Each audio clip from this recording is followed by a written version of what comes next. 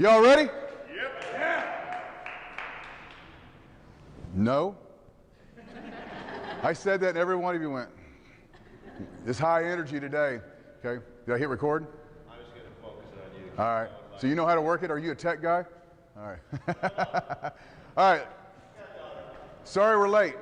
Josh and I were sitting on the plane and they came across and said, well, we got a little bit of technical issues. It's going to be just a little bit of delay. Now you get that a lot. Then they came on and said, well, we don't know if we're going to actually leave or not. And me and Josh are looking at, there's some people that kind of showed up maybe to see us, even Canadians.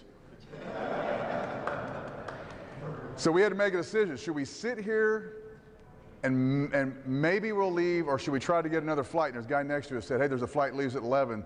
We looked at each other and went, all right, we're out of here. And so we made it. Apologize we're late, but I'm glad we're here. Let's get in the middle of this. There's only one reason why you guys showed up today. Right? We're going to be honest. When you guys get to know me, and some of you know me, some of you don't, by the time this we have together, you all will know me. I'm very transparent and I'm brutally honest about what I come out with. And I think it's important that we do that. So I know for a fact that there's only one reason why you guys came here, because you're hoping that I might say something or give you something or lead you in a direction that will help you be more successful. Would you all agree on that? Yeah? You didn't come just because I look good. I do. I look pretty good, don't I? Yeah. You came before you. All right? So, with that being said,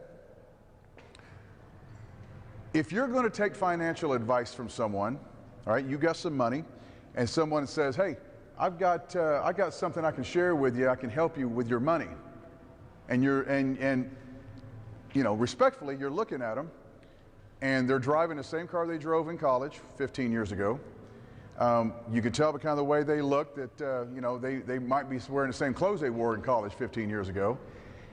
They live in an apartment, and they don't have any money themselves, but they've got financial advice for you. Who's taking that advice? Not very many people, right? And I'm not trying to be disrespectful. I'm just saying, let's just, you know, be honest about it. Somebody's 300 pounds overweight, they're smoking, and they're going to go, you know what, we need to talk about your health. Who's listening? Not very many people. So in order for you all that don't know me to kind of get a sense of who it is you're listening to, I'm going to tell you where I'm at. And then I'm going to tell you where I come from, because what I have learned over the last 23 years of doing this is that I can say, look, this is what I'm doing now, and I can help you, but then you're going to say, yeah, but you don't understand. You've never been where I'm at or where I am at right now. And we're going to let you know that that's probably not true. So where am I right now? I've been in practice 23 years. I'm in Oklahoma City. I'm married. I got 3 kids, 20, 25, and 30. Yeah, we started having children at 12. Just, you know. I've got a 4-year-old grandson that is the most amazing human on the planet. And the greatest 2 words in the world are pawpaw, just so I had to throw that out there. In my practice, the last 12 years, I've collected over $1 million a year the last 12 years. I have worked 3 days a week for the last 7 years. I've averaged anywhere from 150 to 300 patients a day in my practice. And there's no gimmicks behind it. I've never done a screening. I don't do dinner talks. I don't do advertising. I will show you before the day's over with, or explain to you how I do it. But I want to give you a sense of where I'm at. On top of that, I'm the president of the Oklahoma Chiropractic Association. Not only am I the president, I started it. We had another association that was taking the state this direction. They were trying to bring drugs into the state. They were just, basically it was just an awful, you know, basically awful group of chiropractors that were very pessimistic, that wanted to blame everything on insurance and Medicare, and this is why we're not successful. So here's what will happen. If we can get drug prescription rights, then we'll be accepted and be successful. That was kind of the attitude. You know, and I started to get involved, like, yeah, this isn't the direction I want to see my profession go in. And some of you that have known me, Brett, and some of you have known me for a long time, the president of that other association got in my face and said, well, yeah, but what are you going to do about it? Okay, well, let's fast forward 5 years later. We've got the largest chiropractic association the state has ever seen. We've got almost 400 members. We've changed laws. We've got the strongest reputation at the Capitol we've ever had. We're making a difference in the state, and I'm really, really proud of that. I started a group called Focus OKC 9 years ago. This will be 9 years this July. It's become one of the strongest, largest, most powerful chiropractic seminar weekends in the country. Very proud of it. The top speakers from all over the world come in. 600 to 800 people fly from literally all over the world to attend. And my whole purpose behind that was we have got to increase the certainty of the individual chiropractor about what they do, because this is one of the biggest things that we see in the profession is they don't even know why they're doing it in the first place. I could brag about Focus a lot, and it's going to sound self-serving, but I will tell you my greatest, what I think is one of the greatest testaments to Focus OKC. 3 years ago, sitting in the very back row, there was 2 CAs and their boyfriends. Now the only reason they're there is because their doctor made them come. I'm buying the ticket, you got to go. So, you know, they're young, boyfriends come with them because they don't want to be there by themselves. All 4 are in chiropractic school right now. To me, that is amazing. I have had phone calls and texts and messages about numerous children, chiropractic children, that came to Focus. They didn't want anything to do with chiropractic. Dad does it, mom does it, yeah, good on you. They brought them, guess where they're at? They're in chiropractic school. I'm very proud of that because, again, if you can take a group of people, bring them together, and increase the level of certainty in a CA's boyfriend, a child, and to the point to where now they want to go do that, well then think about what it's doing to the profession itself. It's increasing the quality, and that's my whole purpose, is to serve and help. Then I started Foundations, and I'll talk about that in a little bit. I don't even want to go there, okay? So just to give you a sense of who I am, I have dove in, I have worked so hard in this profession. You know, Brett was talking, and I got to mention this, and I was telling Josh this on the way here. 20 years ago, I joined another management group. I was an associate doctor. I was just, I'm going to tell a little bit about that story, but when I joined this other management group, Brett was the very first one, him and Jim Campbell, some of the other guys, they come up and they put their arm around me. And because of you guys leading me in the right direction, I'm standing here today. And the fact that you're here and I'm able to help you, I was telling them on the way here, it makes my heart swell. It's this corniest phrase I can come up with, but man, just the fact that you're doing so much better with your life and you're happy, I couldn't ask for anything more. You know, the success of this group, and I'll share it with you in a little bit. Last night, my wife made me put my phone down, and we sat out on the back porch to eat dinner because it was just blowing up. Record week, record week, record week, record week, record week. And I'm sitting here with tears in my eyes. She goes, I get it. Let's have dinner, please. And I told Josh, I said, what it's become is other people's success has become my heroin. I'm addicted to it. I wake up at 5 o'clock every morning, and I'm just, oh my God, I can't believe what's going on. But where I'm at and where I come from is 2 different things. So let's back up just a minute. I was in a serious car accident at 18 years old, broke my back, broke my ribs. I was told by the orthopedic doctors that I would limp for the rest of my life, and I just started lifting weights. I wanted to be a bodybuilder, and I was told by someone in school, a guy I knew, that he was competing in the Mr. Teen Springfield, and I wanted to be big like him. I had enough of being small. He goes, well, you'll be like everybody else. You'll quit, and you can't do this. I love when someone tells me I can't do something. It's like, I almost beg you, please tell me I can't do it, because somehow I'm going to find a way. So I'm training, I'm going to be a bodybuilder.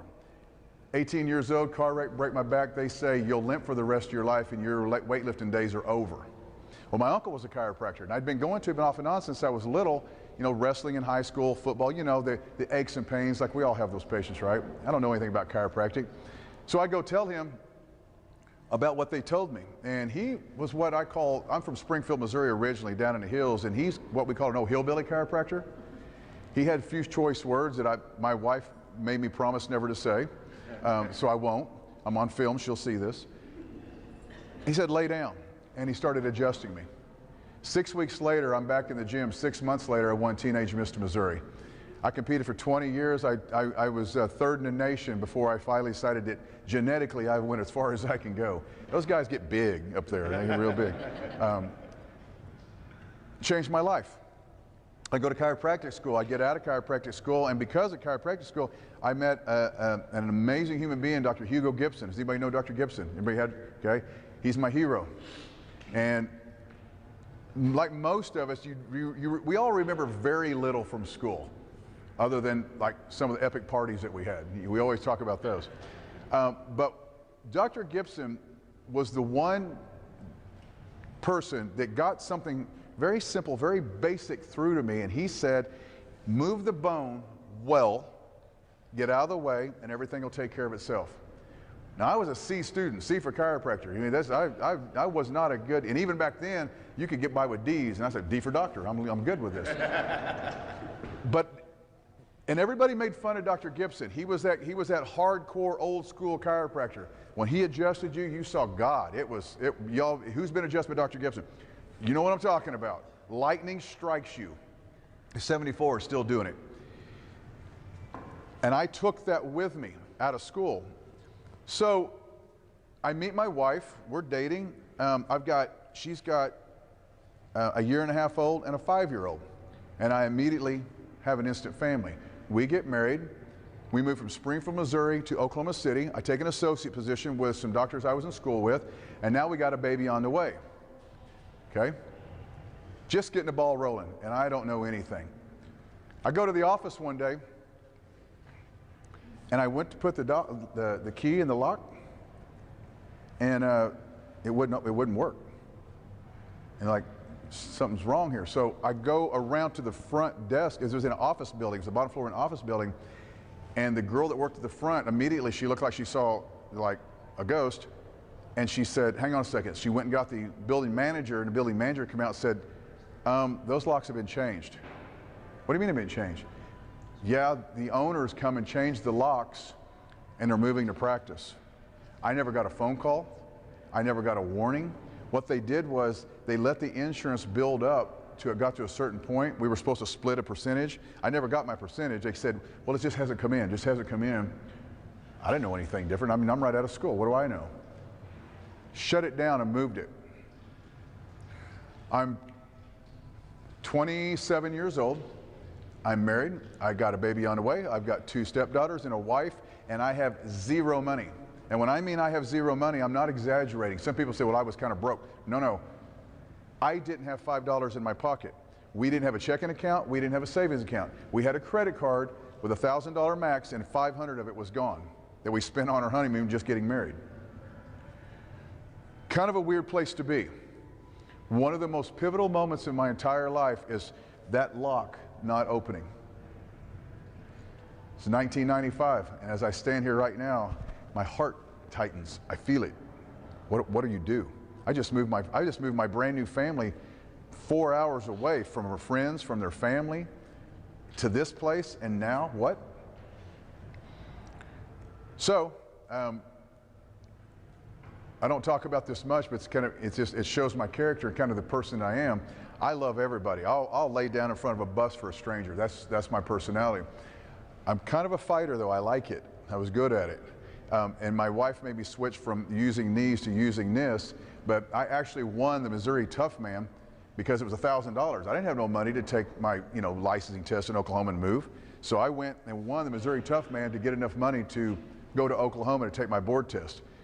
So just like I did everything else, I'm like, well, all right. So I get punched, I'm gonna swing back. So I get the phone book, and I start at the A's, the B's, the C's in the chiropractic section, and I called every chiropractor, one right after another. My name's Tim Young, I got a license, I need a place to practice. I can adjust. Click, click, click, click. I get to the C's. Gary Carpenter answers the phone. He said, well, I've got 2 clinics, I'm trying to run them both, I guess I could put you in one of them.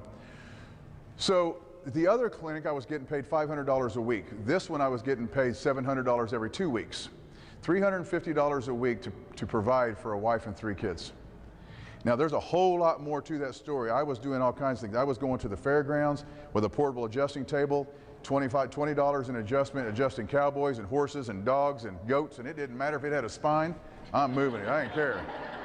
I did not care, and I would be there from 6 o'clock in the morning till 1 o'clock in the morning, and anyone that would lay down, I would adjust them. I had no pride, man. I got a family to feed. So that job for about a year, then he starts trying to take advantage of me. This is what these guys would do, they're vultures. here's what he did. So some of you guys will appreciate this. And again, I'm 28 years old, still not very bright. I'm just moving bones. Within a year's time, he'd been in practice 18 years. I'm seeing more patients than he was, and I didn't know anything about a report of findings. I didn't know anything about I didn't know anything. I'm just like, Dr. Gibson said, move the bone, get out of the way. That's what I did. People kept coming back. Sweet, they're getting better. So when the bills are paid, then we split the profit 60-40. Makes sense, right? He owns it, I get 40%. So I get my first bonus. For us, it was huge. It was like $800. You might as well that'd be like $80,000 to me today, right? Well, the next month, he added the $800 to the overhead. Oh, wait a minute. That's not overhead. What was my overhead? I had to pay you. This is the kind of crap that I was dealing with. Needless to say, I moved on, found another job. And what this other job was a PI clinic. And all I was doing was adjusting, but what they were doing was illegally getting the accident reports, okay, calling them. They had a little system set up, sending them in. There's an attorney and this chiropractor was working together. I was just adjusting. And what they were doing, and they're building this big practice. And I was seeing all these patients, and this clinic was making all this money. They were paying me $50,000 a year. And back then, we were doing good. We bought our first house, $104,000. We were proud. We bought it as is and had to fix it, but we still bought it, right? Well, here's what they were going to do. They were going to sell it to me. This thing was collecting a ton of money, and they were going to sell it to me, $300,000. But the thing was, they had an accountant that become friends with my CAs and told her, please let Dr. Young know, as soon as he buys this, they're pulling all the PIs. He's left with nothing. They're setting him up. By the grace of God, a great friend of mine, Scott Farley, called me and said, hey, out of the blue, I need you to come to a meeting. Scott, I can't afford to go to Chicago. I'll pay, you get your flight, I will pay for everything else. You were there, weren't you? So I told my wife, I went home and I said, I need to go to this. I don't know what it is, I don't know why it is. Something is telling me I need to go. So she wrote all the bills out that month, but she didn't sign the checks. We sent them, she just forgot to sign it. In order for us to afford the plane ticket for me to go to Chicago, and Scotty paid for everything. I came back home from that meeting because finally someone said, look, do it this way. Do it this way. And guys like Brett come up to me and said, hey, you can do this. We can help you. And I came home and I told my wife, I said, hang on, we're going. We're going. And so we opened our own practice and we took off. Now, what was crazy was that first year in our own practice, we did $240,000. Second year, we did $420,000. Third year was $600,000, fourth year was $800,000, and I've not been under $1 million since. Don't get me wrong, it's not about the money, but are you guys not here to become more successful? All right, so I want you to understand that I got there, and I didn't. What's interesting was when we started doing pretty good, and I started inviting doctors to my house and trying to help them, and this was just back when I was just trying to help. This was, gosh, 15 years ago. One of the doctors I went to school with, she went and told another doctor, she said, she was at her house, and she said, somebody must have left him money in his family, because I knew him in school. He couldn't have done this. And it's one of my favorite stories. I thought it was hilarious, because they did know me in school, and if you all knew me in school, you'd be going, really? You have a suit? So through the years of helping and coaching and just working with doctors, because I have a passion for people, a passion for my practice. I built my practice, I grew my practice, I provided for my family, just really learned a lot. Then I had the opportunity to speak here and speak there, and now I have the opportunity to speak worldwide. Matter of fact, next Thursday I leave for Scotland. I'm everywhere, and I'm working with students, I'm working with doctors, and some of my close friends that I've become great friends with on a speaking circuit, Joe Borio, Chris Zano. You guys may have heard some of these names, DiDomenico's, some of these guys, Freddie Schofield, Rob Schiffman. The reason I bring those names up, we're talking about clinics that see 1,000 to 3,000 a week. Joe Borio has seen 400 to 600 a day for 25 years. And I've learned from these guys. And I've learned how they do their systems. And then I take all that I've learned, and then I've boiled it down, because is this mine? Yes. Sweet. I never got to drink beer in a talk. I like Ohio. Yeah. This could go sideways. You know, and I've never stopped trying to learn, right? And I get asked this a lot. Where do you get your passion? How do you not burn out? How do you not get tired of chiropractic? Because quite honestly, I do the same thing you do every day, and man, I'm wore out with it. I spent a lot of time with this because, you know, when you get asked certain questions, I'm one of those people, I don't want to give a cliche answer. I don't want to give some politically correct BS. I want to tell you the truth. And so I have to do a little soul searching. And this is going to sound crazy, but I want you guys to follow me on this. Has anyone in this room ever seen a ghost? You seen one? Okay. No, you didn't. No, you didn't. You didn't. There's no evidence. There's no proof or evidence. There's no evidence-based studies that back your claim. But you saw it, didn't you? Can I convince you otherwise? No way. No way. Has anyone ever talked to anyone that had ever seen a ghost? Or anyone else here? If you've ever seen anyone that has, it doesn't matter if anyone believes you. It doesn't matter if there's any proof behind it. You saw it, you believe it, you own it, right? And most of the time, a lot of people, when they see a ghost, they start learning a lot about ghosts. They want to know, they want to understand more because you can't take that away. You guys, in 23 years, I've seen ghosts. A lot of them, repeatedly. I've reached my hands through the wires and tubes of a baby in a NICU unit that the respiratory rate was about 6 breaths a minute and a heart rate was over 200. And I made that adjustment and I stood back and I watched that machine change. I watched the heart rate come down, I watched the respiration come up, and a baby that they said would probably not make it went home the next day. I saw a ghost. You can't take it away from me. I had a 4-year-old that had asthma so bad that the drugs were killing it. You could take your hand and do that and the skin come off. They had to put long sleeve shirts on this little boy. I adjusted his atlas and the pink came back in his face, and on the way home he would not quit throwing up. He threw up in the back seat all the way home. Mom calls, Tracy calls when she gets home, is this normal? Of course, I'm young, I'm going, yeah. This child could not breathe, could not push his oxygen output past a 120 on all of his medications. Within a week, he's blowing 240 without any medications. 2 years ago, he was 4 years old. 2 years ago, he stood on the focus stage next to me, him and his sister. Bryce is 6'1", put his arm around me. And he stood in front of 800 people and said, if it wasn't for Dr. Young Chiropractic, I wouldn't be here today. And his sister's standing next to him, and I treat her for scoliosis right now, and she's standing next to him smiling, going, we would have lost our brother if it hadn't been for Dr. Young. I've seen ghosts. You cannot take it away from me. You can't. I mean, the things that I have witnessed under my hands, as many like you. Has anyone had those experiences with chiropractic? We've seen them. And you asked me where my passion comes from? Really? If you don't have a passion for chiropractic, then you might be doing something a little wrong. Because if you're practicing as a chiropractor and you work in a chiropractic office, how many CAs we got? Raise your hands, real loud, so I can see you. All right, ladies. Girls, you ever watched anyone come in complaining or have pain, migraines, asthma, whatever, and then they leave and they don't? You ever seen it? Yes? What if I say that it's not possible? There's no evidence that proves that. What do you say? Huh? It is, but you've seen it, haven't you? Do you have a passion for what you do? Can anyone take that away from you? So that's why we're here, isn't it? We have a passion for what we do. We just want to find a system to do it better.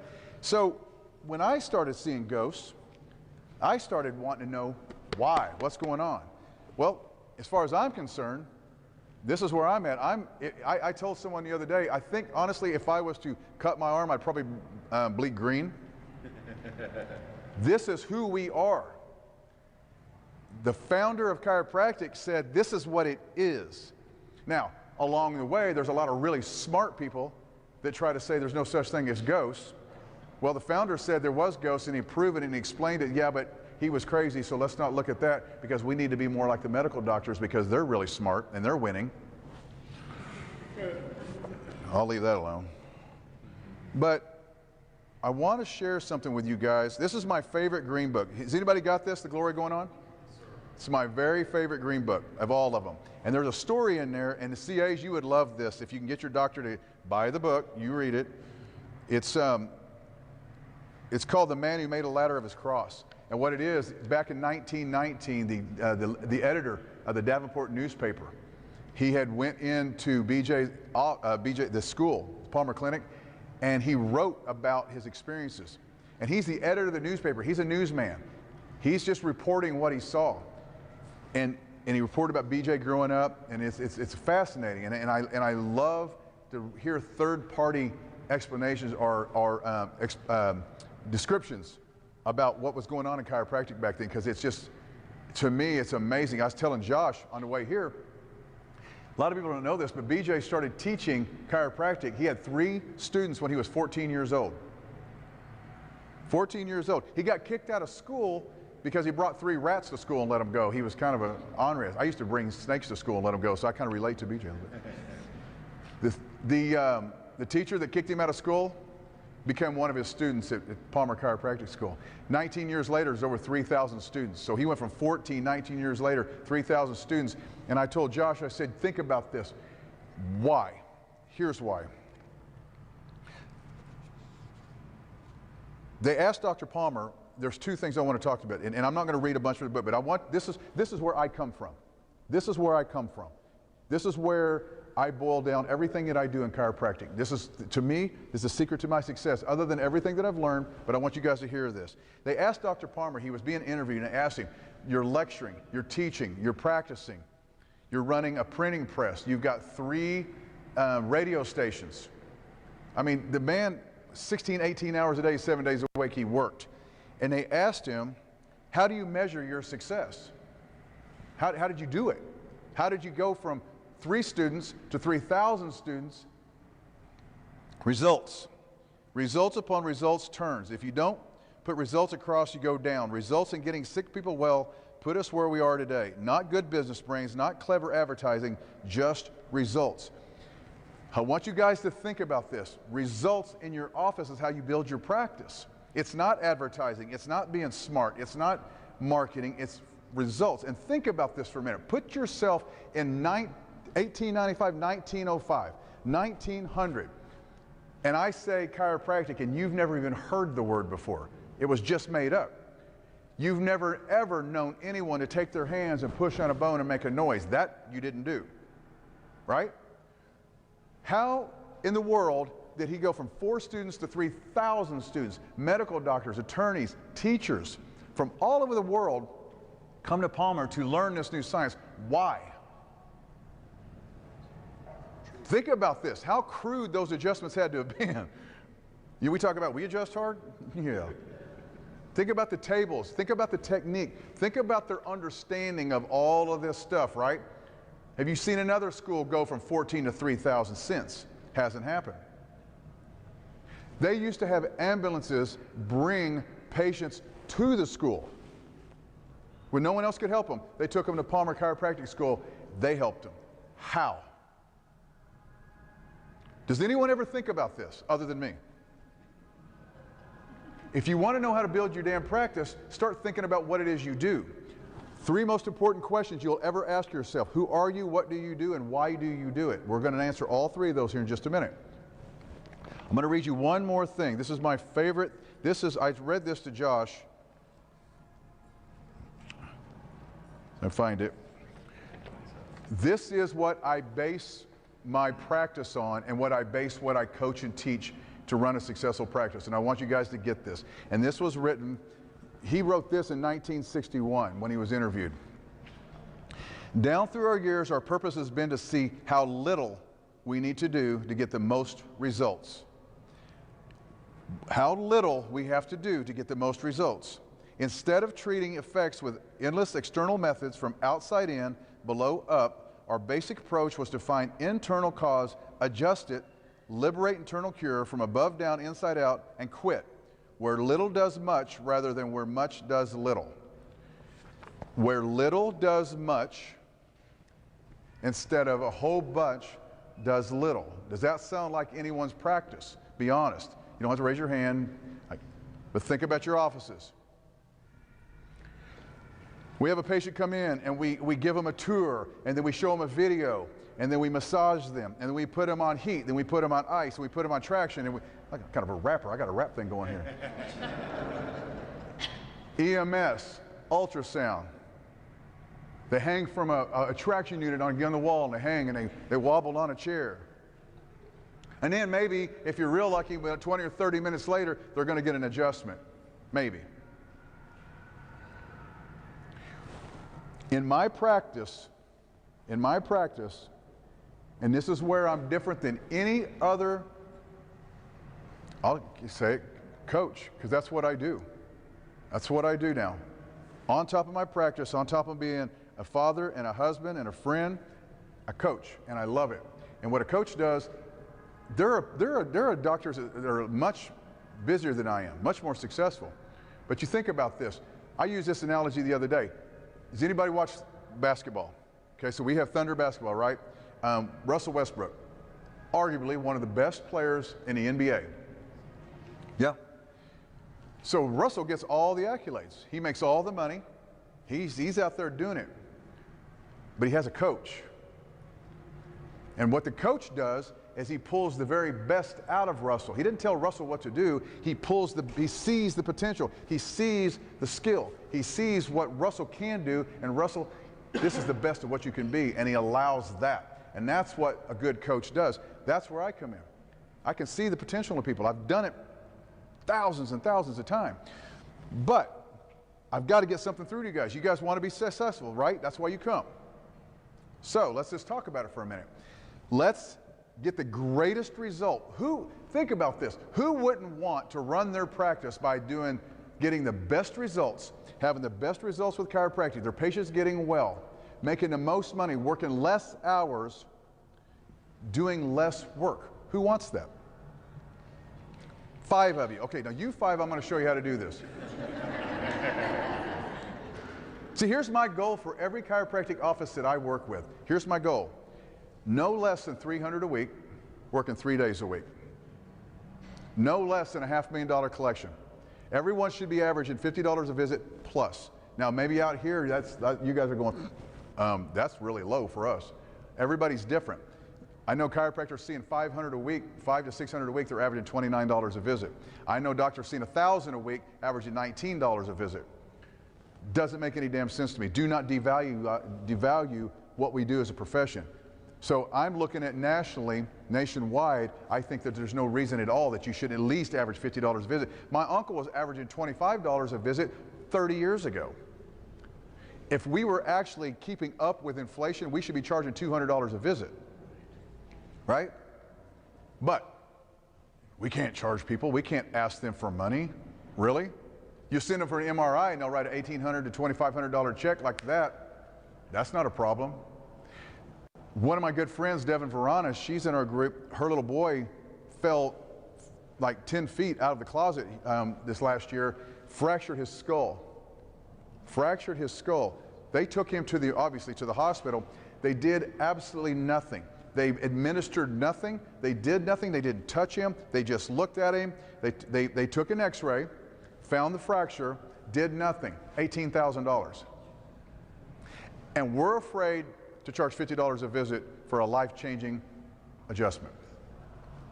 And you can't tell me we don't change lives. You can't tell me we don't save lives. I've told you about 2 of them. I had a baby that had colic.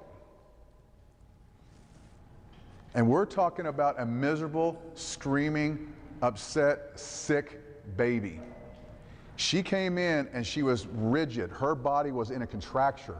And she had been that way for 3 solid days. Mom said the only time she sleeps is because when she passes out from the pain, and then she wakes back up and she starts screaming again. And I have a colic technique that I do, and I started working with this baby, and this baby was screaming and screaming. She's little bitty. I mean, her fingers were curled, her legs were curled. It broke my heart to look at her. I'll never get the image out of my mind of this baby. I worked that ileocecal valve. I finally got a hold of it, and when it released, that baby dropped her arms, and her whole body went limp, and she just laid her head over and went to sleep. Mom was sitting right there in the chair, and she just starts bawling. Oh, thank God. That was a Wednesday. Monday, she comes back in with the baby, checked the baby. Dad comes in. Husband was with her. I hadn't met him. He comes in, he's quiet, he sits down, I shake his hand, introduce myself. He sits down, I adjust the baby and said, she's fine. See her in 2 weeks. Mom said, this child has filled multiple diapers where she wasn't going at all. She quit spitting up, she has slept, she has not cried once since that. Man, that makes me so happy. They walked out. Dad walks out, he steps back in, he shuts the door, and he reaches out and he grabs me. I'm a hugger, I'm a lover, but strange man grabs me. Oh. And he pulled me back and he said, I need to tell you something, Doc. You saved our marriage. We were divorcing. We hadn't slept. We were screaming at each other. We were at the end of the rope. We couldn't do it anymore. We've got a full night's sleep, and we woke up the next morning, we looked at each other and went, what are we doing? She said, you saved our marriage. Chiropractic saved that marriage. That was probably 8 years ago. I feel like it was yesterday. And I could stand here for the next 2 hours and tell you all stories about things in the office, but my point is, I've seen ghosts. You can't take it away from me, and I have a huge passion for it. So why am I here? Same reason you're here. I want you to be successful, and you want to be successful. Sound good? Sounds good. Sound good? Yes. Sounds good, say yes. Yes. All right then, you're awake, I like it. You want to know how? If you want to know how, say yes. Yes. How about you? I'm going to pick on you if I don't see you smiling at me. All right, look. It does not matter if you're a CA, a spouse, or a chiropractor. We have spouses that come to our meetings and they will come and tell me that my business has doubled from the principles that you teach because it's universal principles. And principle number one, foundation number one,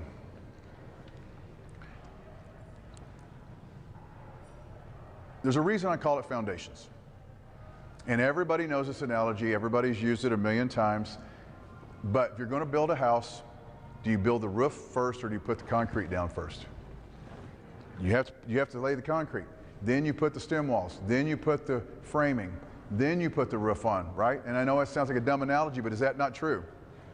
And what I've seen is so many chiropractors, they get out of school, they go into business and they join other groups or they find other coaches and they find information and they give a whole bundle of information to read and go through, and what's the first thing they go to? Every doctor goes to report of findings, because that's the secret. If I only knew how to do a report, then my practice would grow.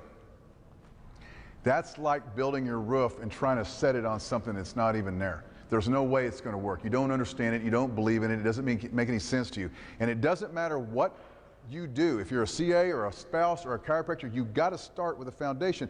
And the number one most important thing that you guys will ever know, ever, is you have got to have a personal philosophy. You've got to be right with you. Darren, your patients absolutely will not believe a word that you say. They will not trust you. They will not believe in you unless you first trust you, believe in you, understand you, right? Does that make sense to you guys? Murray? You have got to look in the mirror. You've got to look in the mirror and go, I'm proud. I'm proud to be you. I understand you. I trust you. If I was someone else, I'd want to be your friend. I would know that you got my back. I want you guys to think about becoming, first of all, before you can become successful, you've got to, before you can have a relationship with anyone, I don't care who it is, a patient, a friend, a spouse, your children, you better have a relationship with yourself. And you've heard this before, it's such a cliche, but it's so true. What do you do when no one's looking? What do you think when no one can hear you? You can hear you. Dumb examples, and you guys that have went through the foundations, you've heard me use these analogies, but I'm going to use them again. This happened just recently. I went to, and there's lots of stuff, but this is the one that just jumps out at me because it was one of those funny things. I had this conversation with myself. So I go to the gym at 5 o'clock in the morning. I got down at the gym, and right next to the gym is a grocery store, and I'll go in there a lot of times to get something to bring home right after I get done working out. So I pull in, and it's about 6:15, whatever. It's dark. It's cold. This is this winter. And I get out of the truck, and I get ready to walk in, and someone had threw a bunch of trash in the parking lot. And you know, I get out, and I'm thinking about trying to remember everything I'm supposed to get, and I step over the trash. And as I step over it, I take another step, and I stop. And I walk back.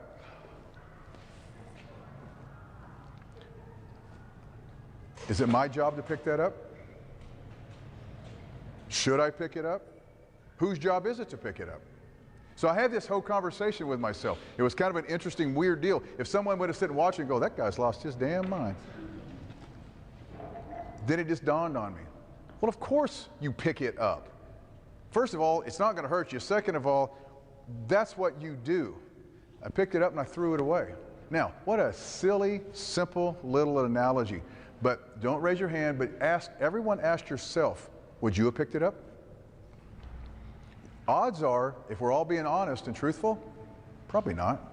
And it's not because you're bad people. It's not that. It's because I got to hurry. It's cold. I need to get to the store. I got things to do. I got to remember this stuff. It's not my problem. You know, as a matter of fact, most of us wouldn't even give it a second thought. Wouldn't even acknowledge it. Probably wouldn't even see it.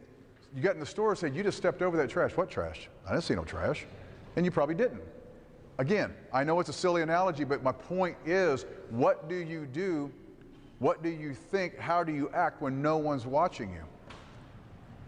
I went to the restroom quite a while back. We were given a seminar, and what was funny was I was talking about this very thing.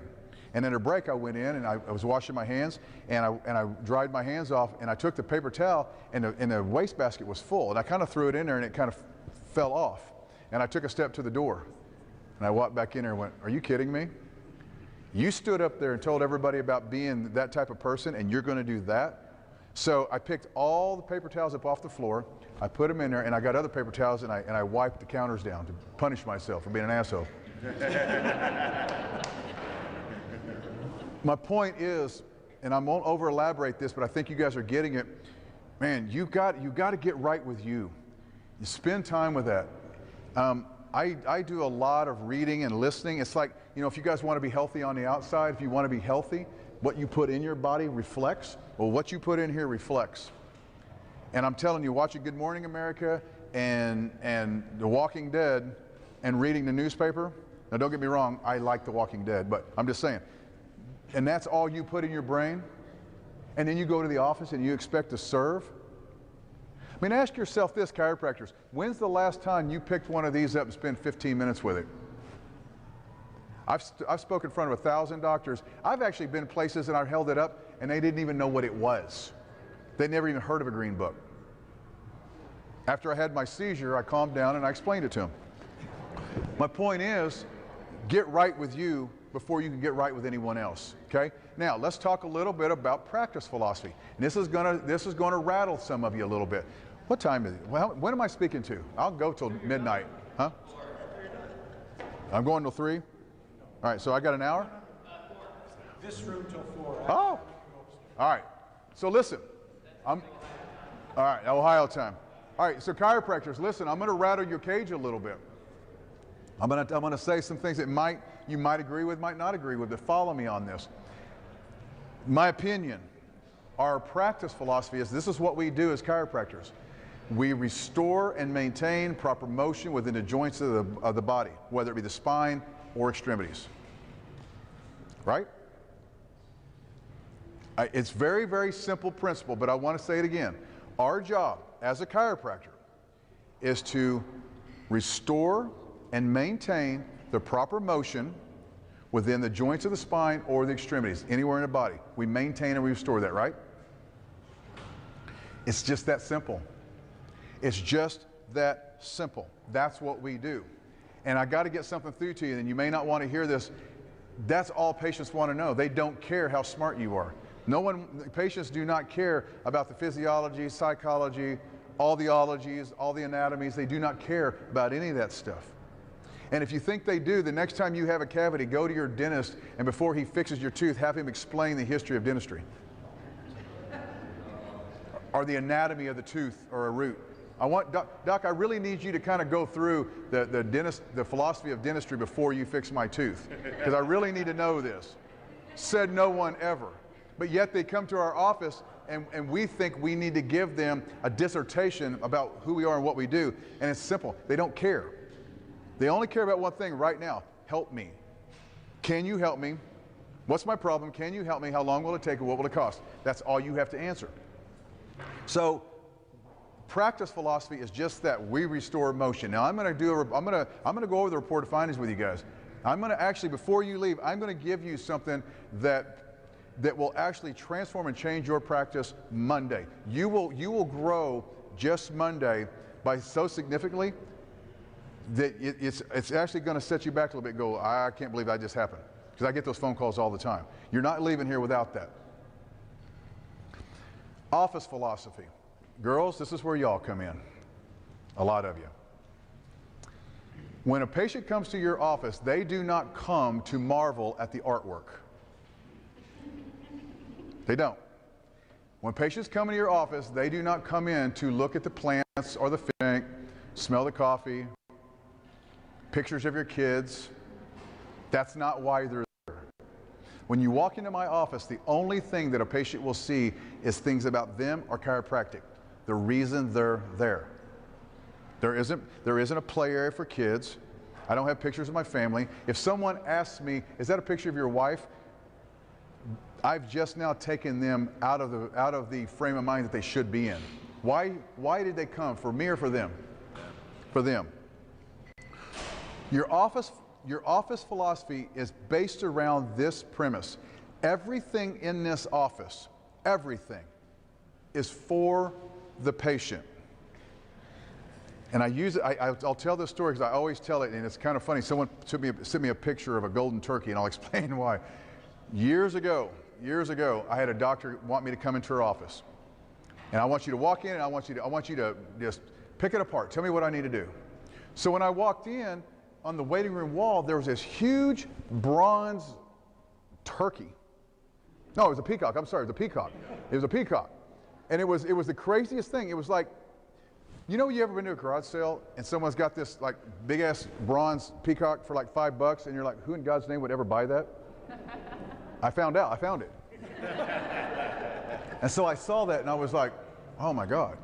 And so I walked through, and she had plants with vines all over the place, and we walked down the hallway, and she's got a refrigerator in the hallway and a coffee maker. I don't know how to explain these pictures. You remember back in the 80s, the posters? It was like what do you call it? It's like very eclectic with the girls was the white and they had all the makeup on, and I don't know how to explain it. But anyway, she had two of those. It's like what a teenager would have in their bedroom. So I walked all the way through, and I came back, and I took a deep breath, and I was like, okay, are you sure?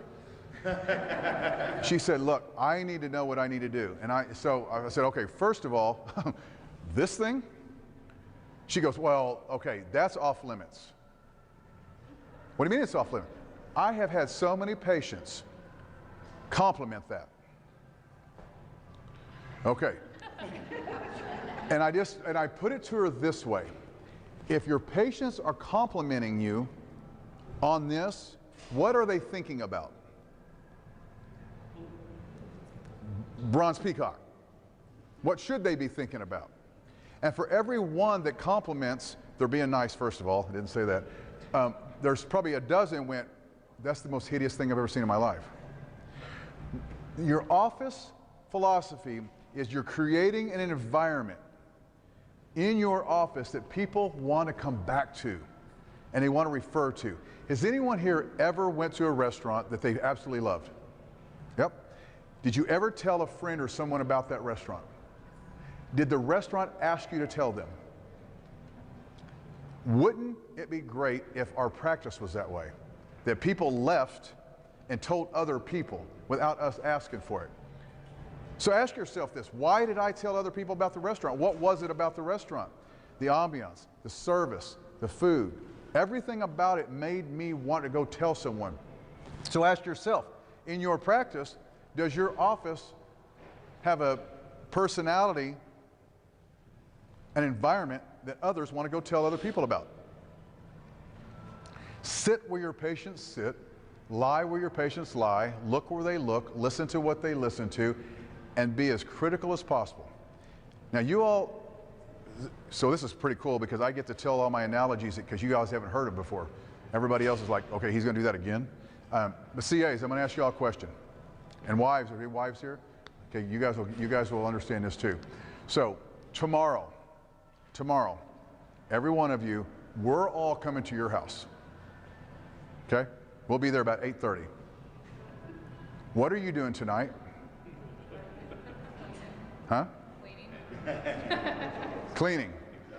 And everybody that lives within a vicinity of you is helping you clean, right? Why? Be presentable. Be presentable. Yeah.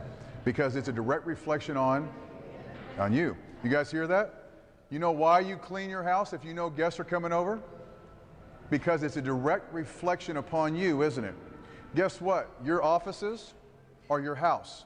And you've got 100 guests coming on Monday. Do you not think that maybe that you should have it ready because it's a direct reflection on you? Not the doctor. That's your house. Right? Does that make sense to anybody? That is your office philosophy. It is your responsibility to see to it when they walk in, you are smiling, you are well kept, your hair is ready, your makeup's ready, your clothes are not wrinkled. You are ready to serve. Your office is freaking spotless. I used to walk through my office and I would just walk by a picture, like I've got pictures of babies and it says something about chiropractic, and I'd walk along the top and I'd take my finger and I'd do that and I'd just walk into my office. And I'd wait, 1001, 1002, and I mean the girls are like, my girls have been with me for 18 years. They started when they were 18. One was, well, Creature was 19, Chris was 21 when they started. So 18 and 17 years. There's a reason we've been together a long time. These girls are rock stars. When I walk in my office, as soon as I walk through the back door, I feel the environment because it's set as soon as they walk through the door. Is that not what you think your patients deserve? Right?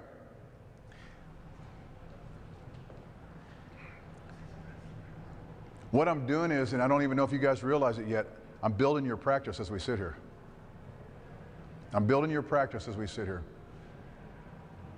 I could stop right now and you guys could go back and change the environment of your office. You could clean it, you could get it clean, you could get rid of a clutter, anything that does not need to be there. If it doesn't need to be there, get rid of it. That's office philosophy. Doc, Carissa came to me several years ago. I'm doing this, this, and this, and it's redundant. If I'm doing this right, this is redundant. Quit doing it. We don't need to do this. It's irrelevant. We don't need to do it. Quit doing it. My trash can is here. It's not here. It's here. Why? Because that's where it's supposed to be to allow me maximum efficiency. That's how anal we take it. Do your patients deserve it or do they not? Do they deserve 50%, 80%, or 100% of who you are and what you do? Right? Okay? See, you guys are already, you're going to grow Monday already just by sitting here this time. And I haven't even got to the fun stuff yet. The other thing that I will talk about a little bit, and I'm not going to go into it a lot, but I've already talked about it some, is chiropractic philosophy. You got to own it. CAs, you got to own it. You have to understand it. What does your doctor do? Huh? I'm sorry? Adjust patients. Why? Why? What about that adjustment makes them better? Huh? Corrects the body. How does it do that? I know I'm putting you on the spot, aren't I? Adjust the bones in the right spot. You're right. What I want you to understand, what I want you to know, what I want you to leave here today understanding more than anything else, and I'm going to go way, way deep on y'all. Maybe. Some of you are like, yeah, we know that. Some of you don't. Do you believe that there is a universal intelligence that like takes care of stuff? Have never thought about it, have you? See, this is what's fun about this is your patients never thought about it either because they don't care. But this is the world you live in. So this is why I want you to understand. I want you all to understand this. There is a universal intelligence. Let me ask you this. We have a female cell. We have a male cell. They come together and they create you. Do you think there might have been some intelligence design behind that? Or do you think that was just accident? The Earth and the Sun are exactly the distance away from each other they're supposed to be. If they were an inch closer, all hell break loose, right? Who put it that distance? The Earth spins at a certain speed and rotates at a certain speed. If it went a mile faster or a mile slower, everything stops, right? Who did that? I know, I told you I was going deep with this. My weird ass, this is what I think about. You break your arm, it's going to heal, won't it? Okay? You cut your arm, it's going to heal, won't it? Cut your arm and stick your finger in the hole. Will it heal? No. No. There is a universal intelligence that controls everything, dictates everything that there is in the universe. That intelligence is in control. Whether you believe it or not, tough, it's true.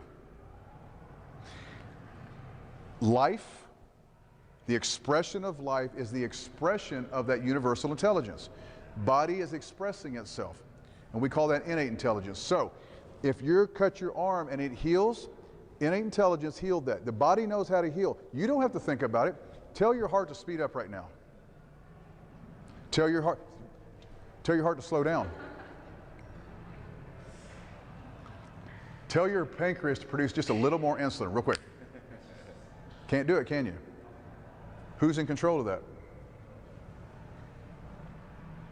I know. Like, where's this freak talking about? I know. No, it's funny you said that because I do have low sugar and I'm about to eat this. So my sugar level's getting low. So, but here's the deal. Okay, perfect example. So you feel like you need that, don't you? Why? I feel my sugar go. You feel your sugar. You feel that. Well, what made you feel that? Your body? You think your body's smart enough to say, I need something, so I need to let her know? That smart is an intelligence.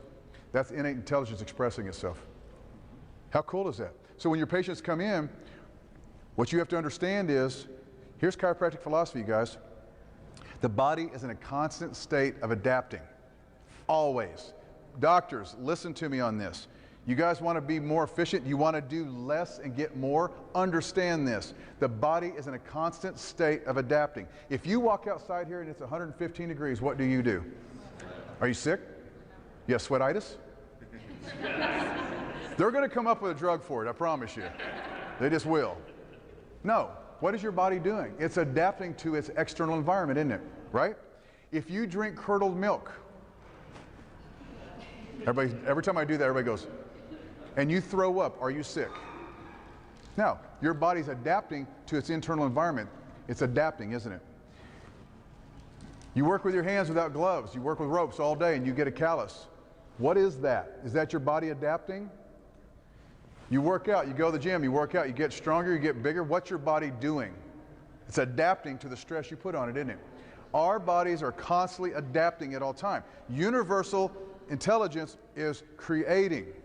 We have universal forces that are beating up on us called gravity and falls and slips and all this stuff. And our body is constantly adapting to those external stresses. Yes? Yes. If there is a cut and you stick your finger in the hole, it will get infected, it will be painful, and it will inflame. Our current intelligent model of healthcare says, well, take pain pills, anti-inflammatories, and antibiotics. That makes sense. Chiropractic comes along and says, take the damn finger out. I just explained chiropractic philosophy to you. That's what BJ wrote, what, 34 volumes of these trying to explain. And people still don't get it. So why this is so important is because when you make an adjustment and you get out of the way, that's all you have to do. Your job, what did I just say earlier? What is our practice philosophy? Our practice philosophy is restore motion. Now get the hell out of the way.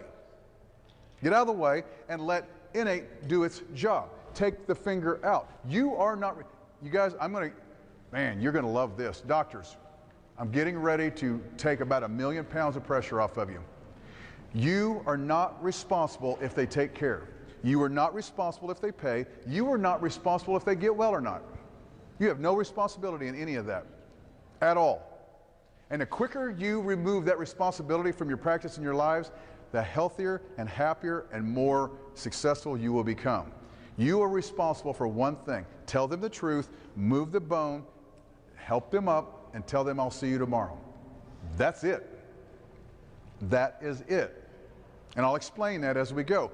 That is chiropractic philosophy. Girls, you got to understand, when a patient goes back to your doctor and he makes that adjustment, what he's doing is he's removing any interference, and it's allowing that body to adapt to function normally.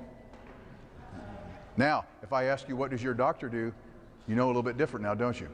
Because here's the thing. Somebody said, well, I'm not going to go to a chiropractor. I'm not going to have somebody just twist my neck and no.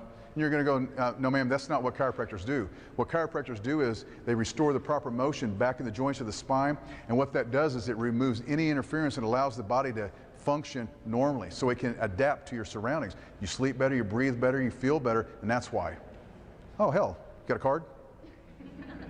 Makes sense? Girls, it makes sense? Or is it going, what the hell is he talking about? I just gave you guys Foundation 1. There's 10 of them. I'm not going to break them all down.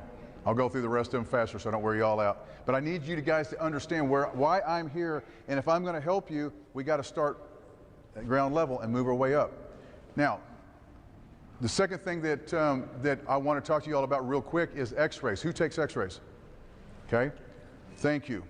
You would not believe, and some of you may have seen this, and I have to remove myself from this because I know it's petty, but I've been on so many online debates about x-ray. There is a movement that we do not need to take x-rays. A chiropractor shouldn't take.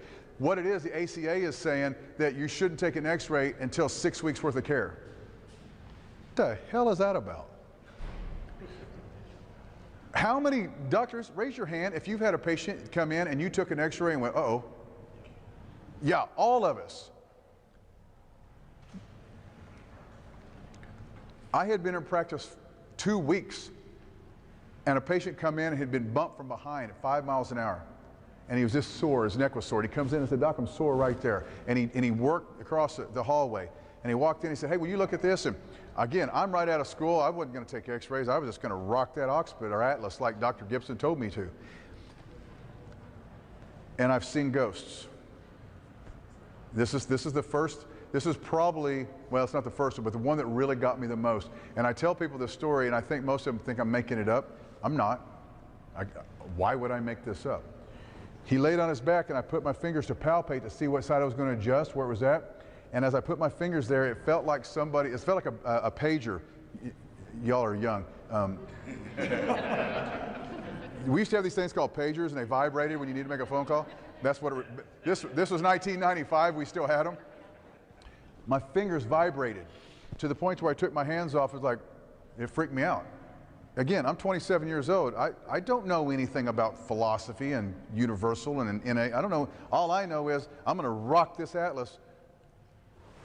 And his body told me no.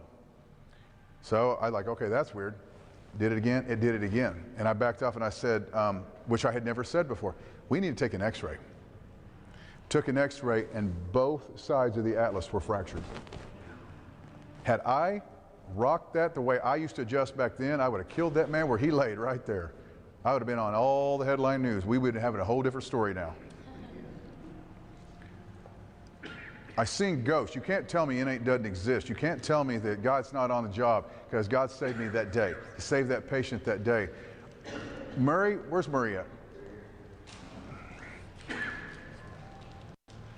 I don't know how many years ago that was, probably 10, 15 years ago.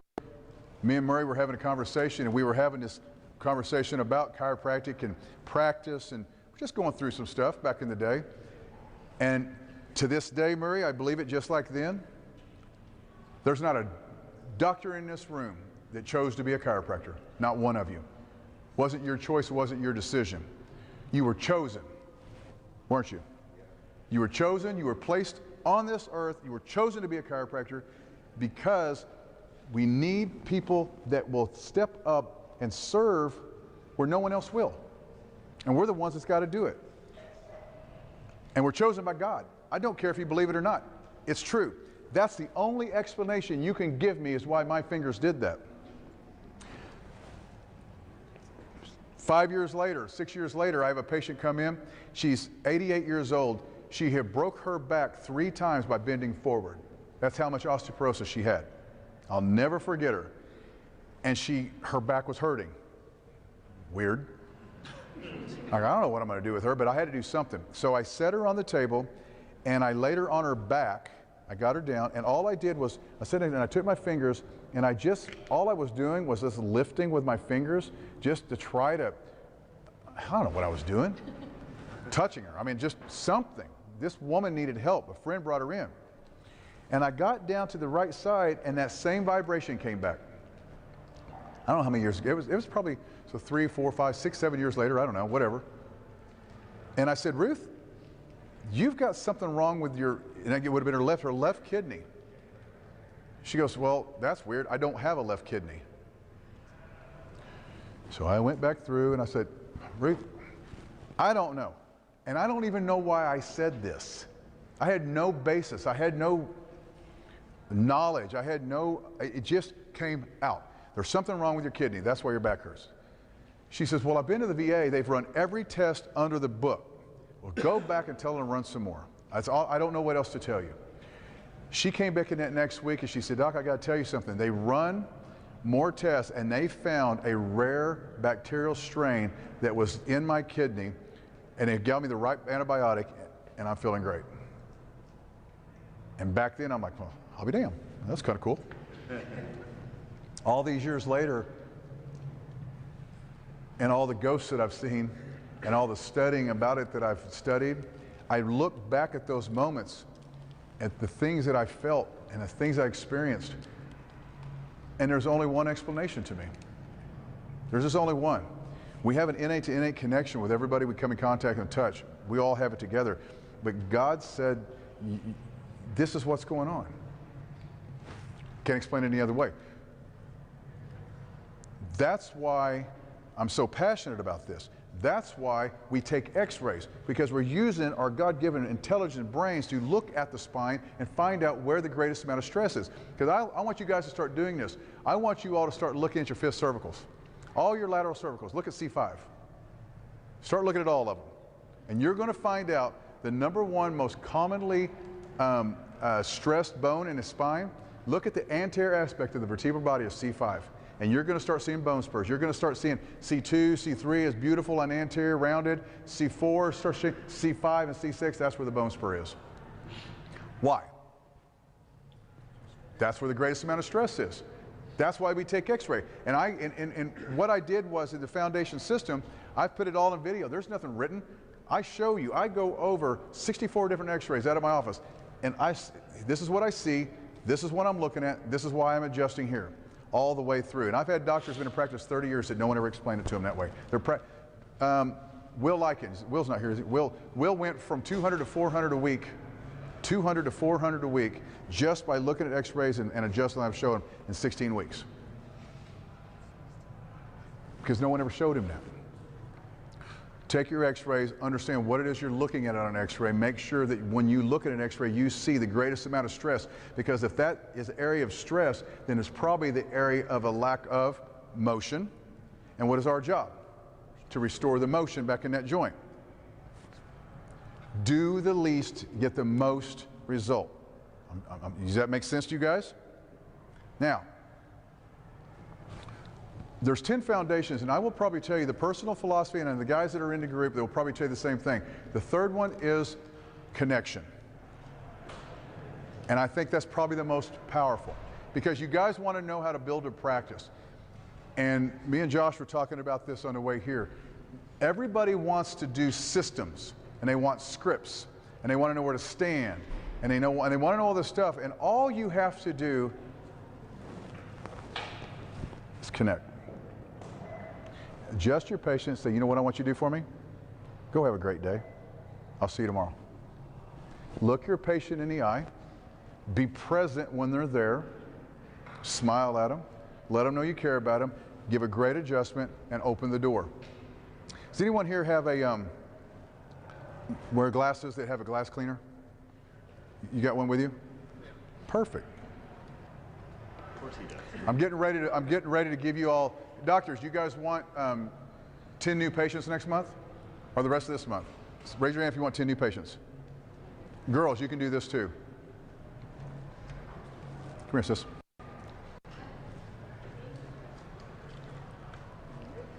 See your glasses.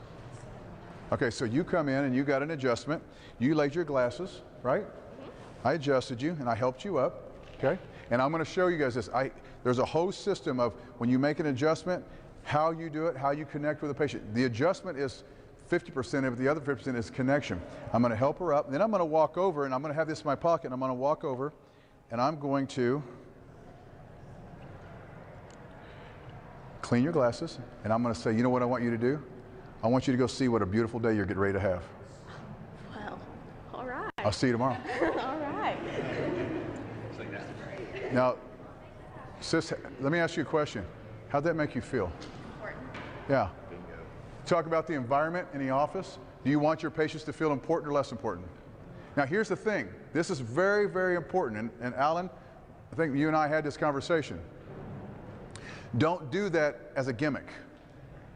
It's not a gimmick. It's not a script to get a new patient. You do it because you genuinely care about another human being. You genuinely want them to have a beautiful day. You want to do something for them to improve their quality of life, right? That's why you do these things.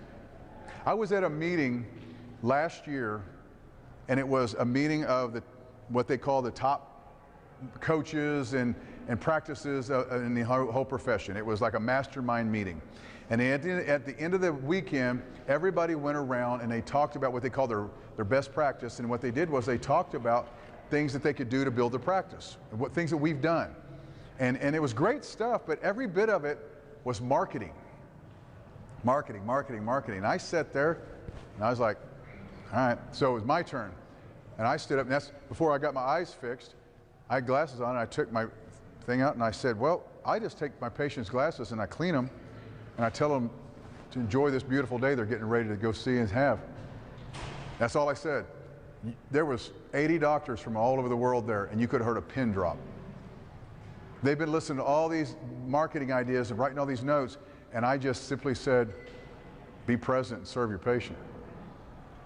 No one said a word. It was like dead silence, and I thought, that's weird.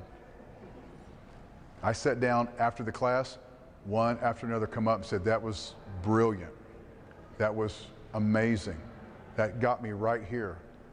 Which, okay, that's cool. But I kind of was taken back a little bit. Really, being present and connecting and loving another human being is brilliant. Isn't that what we're supposed to do? Right?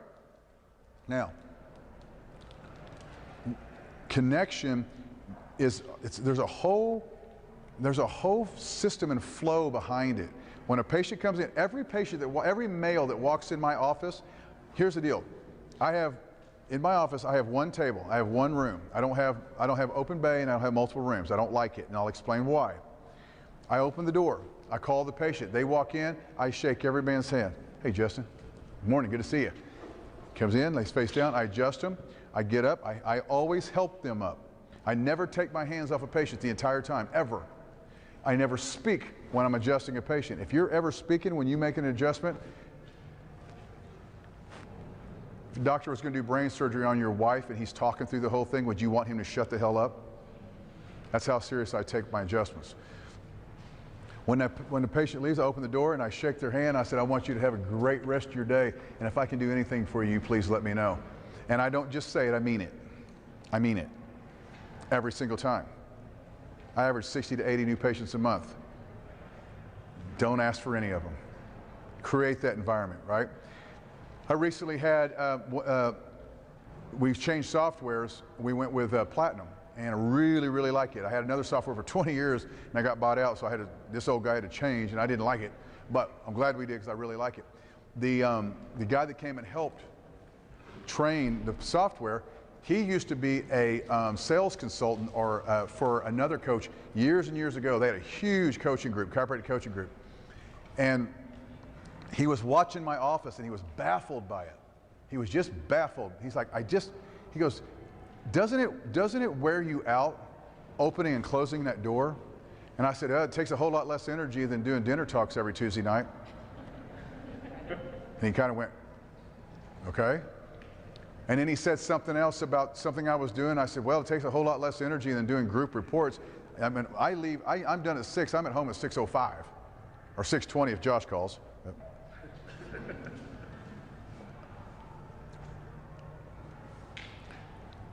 I don't do screenings. I don't do dinner talks. I don't do marketing. I don't have to, because my marketing, my referrals come from the one-on-one attachment, that connection that I have with my patients. Does that make sense to you guys? It's the most important thing you could possibly do is connect just with your patient, right?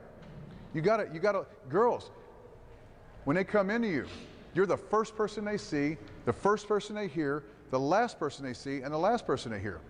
You have to connect with them twice as much as we do. It's important. My patients, I hear this a lot.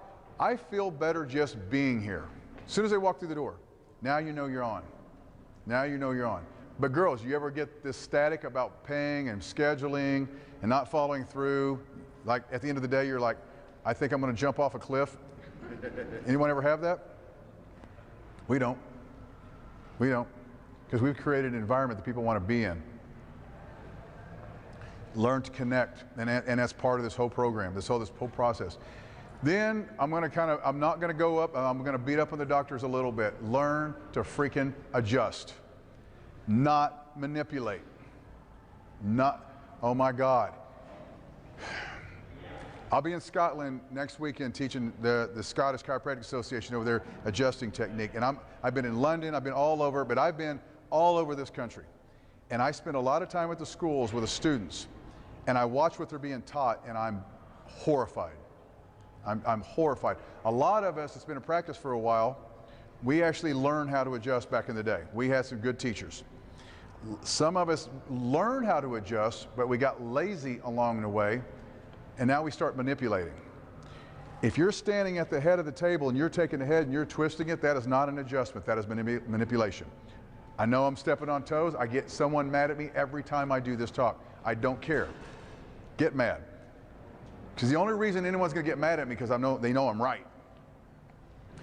I have, and I have 3 different videos, cervical, thoracic, and lumbars, and then I'm getting ready to put the extremities on there. But when I teach, we spend so much time with the spine, the line of facet, your line of drive, your contact, and when you make an adjustment, let's say you're adjusting C5, and I want everybody here to get the 5th cervical key. You can ask me this afterwards, but it's who has it?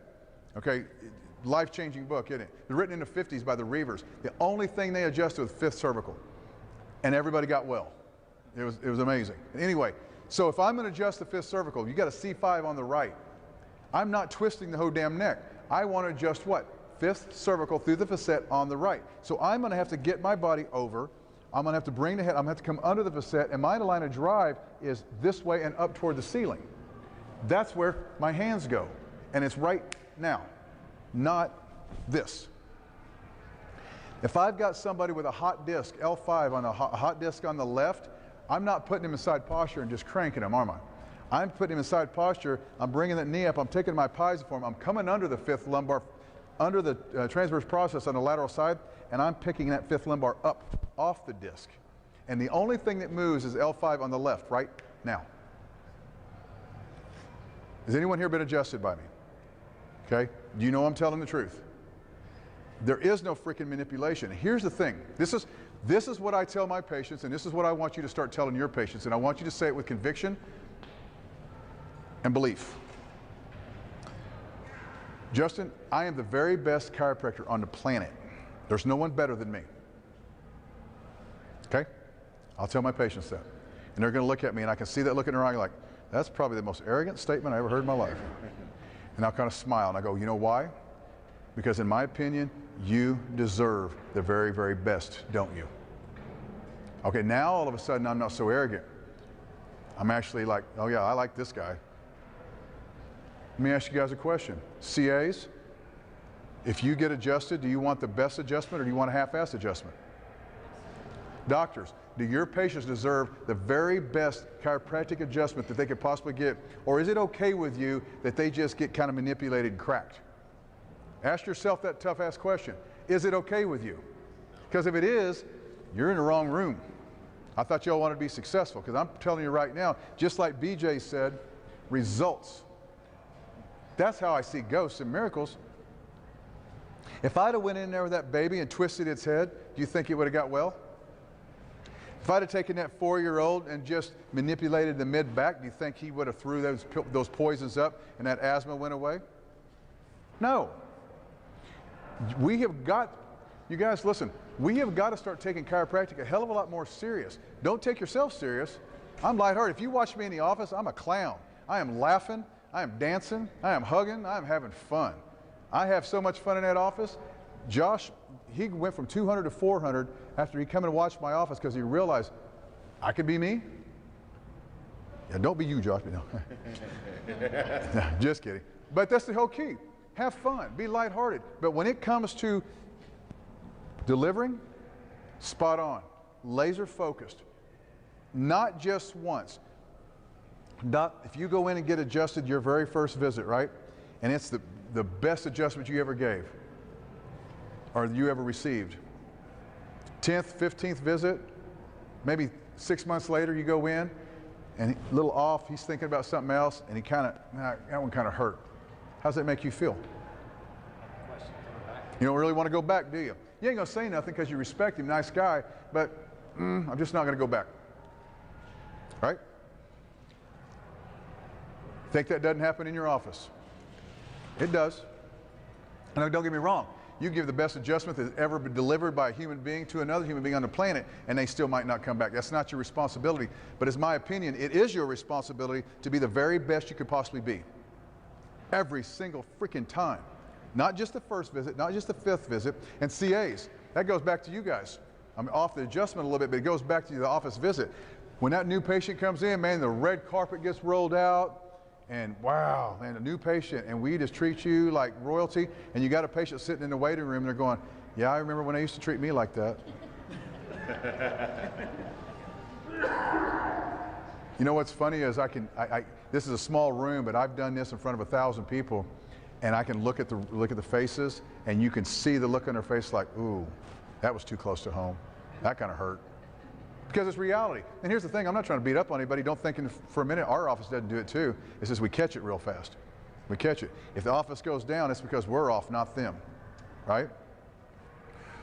So we've talked about a lot. We've talked about personal philosophy. We've talked about connection, x-rays, adjusting. I'm not going to beat up on the adjusting a lot, but I am passionate. Matter of fact, I do an adjusting course the Thursday before Focus every year. I think there's 1 or 2 spaces available. It's an all-day course, but man, I tell you what, I am passionate about our technique because that is who we are. That is who we are. We got to understand why we do it, but it's okay. You know, here's the thing. I've seen this. I've seen chiropractors with PhDs, a degree in chiropractic philosophy. They can recite the green books. They make me look like a child when it comes to philosophy. They couldn't move a bone if they jumped off a house on it. And they struggle in practice. But here's what I've also seen. I know chiropractors that, yeah, I believe in philosophy. I can't really explain it. I just know it's there. But they've got great hands and they see 400 or 500 a week. Results. Results, results, results. We got to get results, okay? Talked about that. Now, once we get past that, then there's a consultation. You guys, you should never spend more than, and I'm stretching it for everybody in this room, 3 to 4 minutes in a consultation. Ever. Ever. Have them write it all down. And then I just walk in and go, hey, I'm Dr. Young. It's an honor to meet you. What's going on, sis? I'll help you. Having lower back pain. She's got lower back pain. Okay, how long have you had this lower back pain? A couple years. Is it worse on the left or right? Right. On the right side? Is it going down your leg? Yes. Going down the leg? Okay. When you first wake up in the morning, how does it feel? Bad. Does it get better as the day goes on or worse? Better. A little better? Okay. Anything else, mid-back, neck pain, headaches, anything going on with your body that I need to know about? Headaches. Huh? Headaches. Got headaches? How long have you had those? Okay. Here's what we're going to do. I'm going to get a set of films. It's going to just take a couple minutes. We get those films. I'll glance at it to let me know what we're dealing with and what direction to go. I'll be right back. Okay? That's consultation. What else do I need to know? Me and Josh were talking about this. Do you know how much you weigh? Yeah, you know how tall you are? Okay, sweet. I don't need to know that. It means nothing to me. How tall someone is never affected my adjustments. Their blood pressure does not change. And here's the thing. Do you think for a minute that anybody that needs their blood pressure taken doesn't know what their blood pressure is? I mean, let's use some common damn sense. We're chiropractors. I have doctors argue, well, you need to counsel your patients on weight. Really? You mean my patients don't own scales or have a mirror? You think they don't know they need to lose weight, or they need, well, what about smoking? Okay, yeah, because everyone that smokes thinks it's healthy. And I'm going to make a difference? Really? No. What is my job? To restore proper motion back in a joint. Damn it, that's all that it is. And so I get to the point. Here's the thing, I'm asking you things to be nice. I really don't care. You've already written it down. I'm going to take an x-ray and I'm going to show you where the problem is. Does that make sense? You guys think about it, doctors. Let's just get real. Is that not true? They say blah, blah, blah, blah, blah, I've got this, I got this, I got this, and you're ready to kill yourself by the time they get done telling you about a mule kicking them in 1963 because her aunt, you know, you've heard all this, right? And then you take an x-ray and you go, well, there's the problem. Honestly, here's the thing, I wish I could get to this. I wish I could just say, hey, I'm Dr. Young, I'm going to take an x-ray, we're going to find out what's wrong with you, I'll be right back. And just take an x-ray and tell them. It's part of the connection. I come in, I look her in the eye, I shake her hand. It's an honor to meet you. Tell me what's going on. We're forming a relationship. I want her to know that I care. I'm going to listen. I'm not going to listen to you ramble on. And if they start rambling on, here's the thing. This is doctors. I'm giving you guys a $1 million tip. If she starts rambling on, it is never rude to interrupt a patient if you're talking about them. So she's telling me about 3 years ago when she fell down a flight of stairs because she was drinking too much and it wasn't her fault because she was going through a divorce. We've all heard it. And I'm going, Sissy, I'm sorry. I apologize. Tell me again, which side is your lower back hurt on? I just saved you guys hours, right? So my point is on consultation, get to the point. Get to the point of what we need to do. Exams, I come in, I glance at the x-ray, Sissy, lay face down, point, show me where it hurts the most. I'm going to palpate it. I'm going to stretch it. Does that make it feel better? Yes. Does that make it hurt? No. It's what I needed to know. Either way, okay? I always give a relief treatment, very gentle. They want something, and what I'll do is I'll say, look, what I'm going to do is I'm going to put a little motion in this joint, very gently.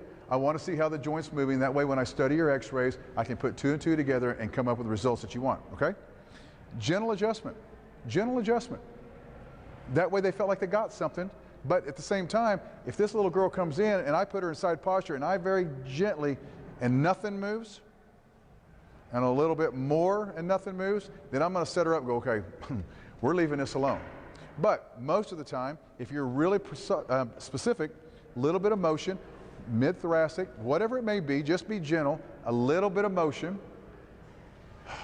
That's what I'm looking for. They're going to come back because then they're going to come back the next day going, I already feel better what you did yesterday. Well, that's fine, but I got something to show you. Does that make sense, you guys? And I simply say this. Here's how I end it. Look, I'm going to study your films. I'm going to make sure I didn't miss anything. I'm going to have you come back tomorrow. When you come back tomorrow, I'm going to go over these in great detail. I'm going to show you what it's going to take to correct this, okay? Have a great evening. I'll see you tomorrow. I'm done. I'm done. Does that make sense to you guys? Do the least to get the most results. Through everything you do, remove the BS. Remove the scam, the sham, remove the song and dance, the pony show. Just get to the point. Says, why are you here? What's wrong? Well, let me find out, okay? Does that make sense? All right, consultation, exams, they just don't take very long. Get to the point. Now, what everybody wants to know about, and I got 20 minutes? All right. So, here's what I'm going to do. I'm going to talk about the reported findings a little bit, and I want to give you guys the philosophy behind it, the psychology behind it. And I've done this with my group, so you guys are getting it because you come all the way up here to hear me talk. This right here alone will transform your practice if you don't do anything else. I promise you. With the rest, after the reported findings, then I talk about office flow, then I talk about front desk and CA stuff and collecting across the counter. I've got videos where my girls, actually you can see it live, that if a patient didn't know they're there, the video showing them collect three cases across the counter, all paid in full, one right after another. And it takes about a minute, and it's that simple. We're averaging about a 92 to 95% paid in full after reported findings. Anybody want that? CAs, would you like to have absolutely zero stress? That all you have to do is say, yeah, girls, you like that? How would you like to do this, sis? How would you like a patient to come up and you say, I did speak to the doctor and he's put you on a treatment plan. It's 3 times a week for 8 weeks, and then once a week for 8 weeks, so it's 32 visits. It's going to be $1,400. How would you like to take care of that? And they're going to say, can I just give you a credit card? Absolutely. How nice would that be? That's what my girls do every single day, just like that. And it's not that hard. Okay, would you guys like to see it? Doctors, you want to know how? All right. So let's go back to philosophy a little bit. Or I'm going to talk to you about changing patient state. All right, so listen to me, you guys. This is really, really important. And a lot of you guys didn't get to come to the last workshop, and I'm getting ready to put the video on there this weekend for this, so you'll get it. But doctors, listen. Patient comes to your office, right, and they may be in pain, and they've never been to a chiropractor, or they've been to one, they might have been hurt, so they have all these emotional, chemical things going on, right? So they're a little bit nervous. So then they're going to come back the next day because you said, ooh, I need to look at your x-rays. I need to spend time with it. And you got some things that I need to look at. So they're coming back to the reported findings, doctors, and you're going to show them these big, scary black and white pictures with all these bones on it. It looks like something out of a bad movie. And you're using words like degenerative joint disease and arthritis and misalignment and pinched nerves, stress in the spine. You're using all these things that they're not used to hearing.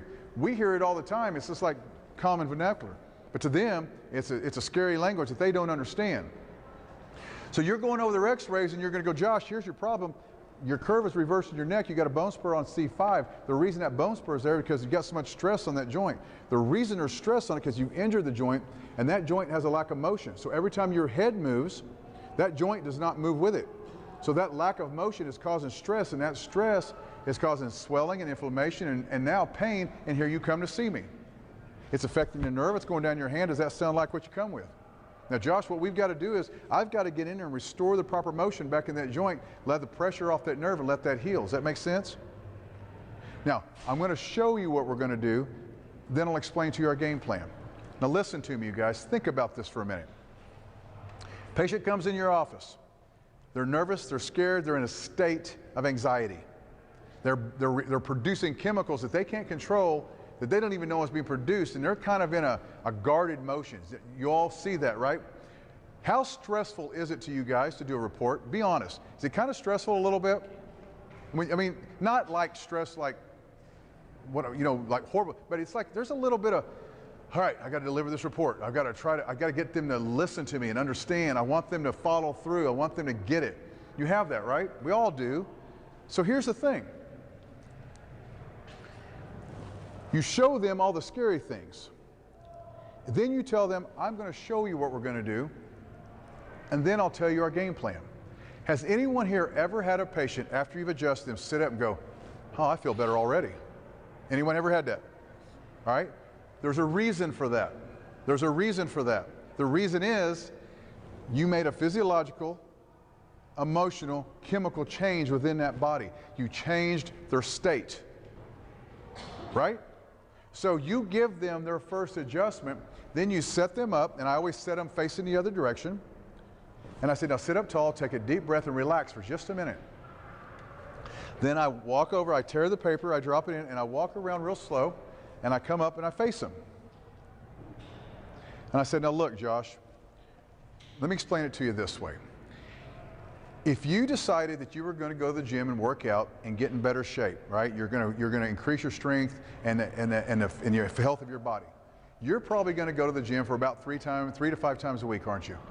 All right. I want everybody to look at me. If you're going to go to the gym and work out, follow what I'm saying. I want you to act like I'm saying this to you. You're going to go to the gym probably 3 times a week, aren't you? Everybody in this room is shaking their head yes. They're already agreeing with me. Now, Josh, this is the same thing. I'm going to need to see you about 3 times a week. We're changing physiology. Just like you're changing the body, I got to change the body on the inside. Now, Josh, let me ask you a question. I'm going to ask everybody here a question. If you break your arm, you're going to wear a cast for about 8 weeks, aren't you? Those are God's rules. I didn't make them up. Everybody here is shaking their head yes. You're agreeing with me, aren't you? Josh, same thing. This is a healing process. So I'm going to need to see you about 3 times a week for 8 weeks. Now, here's the most important part of this whole process. If you've ever wore braces or know anyone that did, when they took the braces off, they had to put a retainer on, didn't they? Yeah. Did everybody know that? Does everybody here understand that you've got to put a retainer on when you get your braces off? Everybody knows that? Everybody in this room is now shaking their head yes. Same thing. I'm going to see you once a week for 8 weeks, retainer visits. I want to make sure that we didn't do all this work and those bones migrate. At the end of 8 weeks, at the end of your 8-week retainer visits, then I'll talk to you about maintenance. But let's get you well before we keep it that way. Does that make sense? Okay. Go out and talk to the girls out front. Here's what we just did. We showed them on the x-ray what the problem was. We gave them an adjust. We changed their state. Now they're in a state of feeling better, and now they're accepting. What you just told them was absolutely the truth, wasn't it? Now, there may be some people in this room that do different treatment plans. I'm telling you that what I've learned in all the years, and I learned this from Dr. Yeni, it wasn't someone else, it was actually Richard, and just 23 years. And, you know, like I said, you guys, I've been 700 to 900 in 3 days. I've seen a lot of patients, 100 plus new patients a month. This is how people get well. 3 times a week for 8 weeks. But the deal is, after you made the adjustment, you changed their state. And through the entire reported findings, your patients are doing this. They're agreeing with you the whole time. They just told you, I understand, yes, you're right. So then they go out and talk to the girls. They feel good, they understand, they agreed to it. And the girls, all they have to do is say, I'll talk to Dr. Young, I know I need to see you. We need to see you 3 times a week for 8 weeks and once a week. So it's going to be this much. How do you want to handle it? And they're going to go, can I pay it in full? Now I will tell you this, I'll be honest.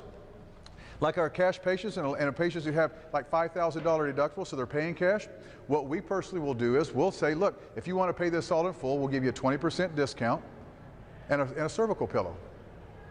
They cost, I don't know what, 30 bucks, whatever. Okay, so but they love those pillows. No one says no. You guys, it's not about numbers. Please understand this, but in a little bit it kind of is. Everybody wants to go, it's not about the money. Really? Then give it away. Give it away. Don't do it for free. Your spouses aren't going to be very happy with you.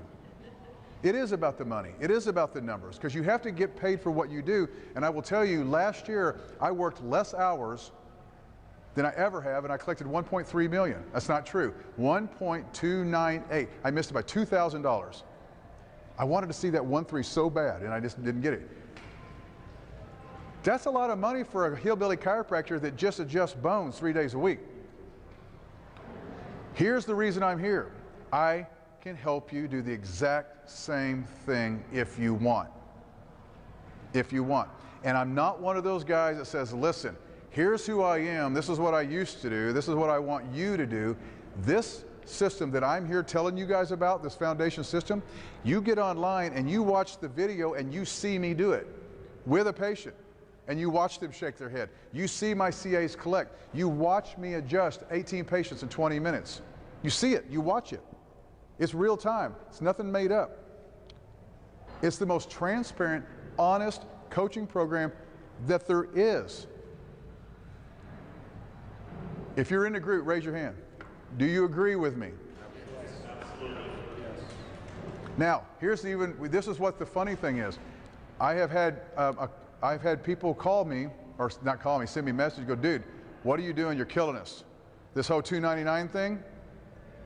Because most coaching groups are like, what, $700, $800, $900 a month? And a lot of them are contracts. You have to sign a 5-year contract, and your second child, second birth, I don't know. Look, I said this on the way here. Last night, and a lot of you that was on, we have a dedicated Facebook page just for foundation members. And everybody gets on there, and it's really cool. And last night, ding, ding, ding, ding, ding, ding, ding, broke a record, broke a record, broke a record, broke a record. We're talking about doctors that just went into practice. They went from 30 to 60 a week because they're just getting started. One doctor's been 50 a week for 4 years, and now he's at 150 a week in 6 weeks. We got Brett Kesher, practiced for 70 years. He's just breaking records. But what's cool about it is, this is why I'm here. This is my passion. I am gone. You guys listen to me. I was in Kansas last weekend. I'm here this weekend. I'm in Scotland next weekend. I'm in Fort Lauderdale the next weekend, Davenport, Iowa, then St. Louis, and I forgot after that. I am addicted like heroin to the success of other chiropractors. Nothing drives me more to get that message and go, thank you. I'm taking my wife on the first vacation we've went on in years. God, nothing makes me feel better. Nothing makes me happier than to see a chiropractor succeed, because I remember what it was like to open that door and it didn't open. I remember what it was like to work for $20 an adjustment, make $200 and come home, and that's what I had to buy for Christmas for my babies. And I worked 78 hours a week for $200.